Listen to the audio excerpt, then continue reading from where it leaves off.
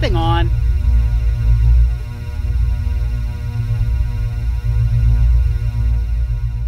Hi everyone.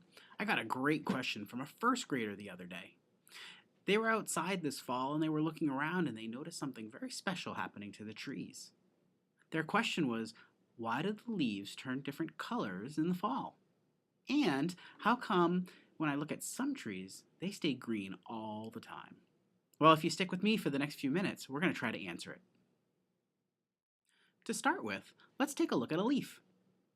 There it is, nice and green. Have you ever thought, why is it green? Well, the reason it's green is that there's a very important chemical in there called chlorophyll. That's right, chlorophyll. It's right there. Can you see it? That's what it looks like. It comes from two Greek words. The first word, chloros, meaning green, and phylon, meaning leaf. Green leaf, chlorophyll. Why is it so special? Well, see, the chlorophyll gives the leaf and the tree the ability to get energy from the sun. And why does the tree need energy? Well, it needs energy to live and to grow. So this chlorophyll is very, very important. Take a look at these leaves. I see a little bit of green, but not much. This tree has stopped producing chlorophyll. Can you think why the tree might change what it's doing in the fall in New England? Is anything different? Have you noticed that the days are starting to get a little shorter? Well, the tree has. And it can only get so much energy from the sun during these short days. Now, the tree needs to get enough energy for it to live and to grow, but it also needs to get enough energy to produce more chlorophyll. And since the days are getting shorter, the tree just can't do it all. So the tree stops producing the chlorophyll. And so it's getting used up. And when it gets used up, all that green goes away. And what's left?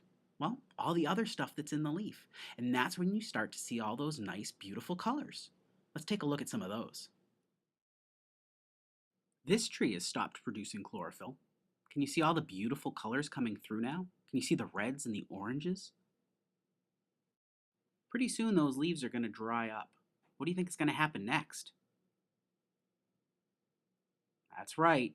They dry up and then they fall to the ground. We can make big piles and jump in them and play and have lots of fun. And then we have to rake. There's another type of tree called an evergreen tree. What do you think it looks like? You're right, it's always green. Let's take a look at a picture of one of these. These trees produce chlorophyll all year long. There are a lot of leaves on these trees, or sometimes we call them needles. If you look really carefully, though, every once in a while you'll find some brown ones. Can you see them?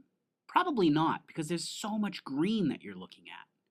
But in the wintertime and in the summertime, if you look down on the ground, you'll find some brown needles. Ready? Here they are. Do they look familiar? Well, if not, go out and take a look. In general, these leaves are much tougher than those other leaves that we were talking about before. They can make it through the winter when it's really dry and really cold. So there you have it. That's why some leaves change colors in the winter and some stay green all year round. Have you ever seen a tree that has red leaves during the summer? I wonder what the story is behind that. I'll let you figure that one out.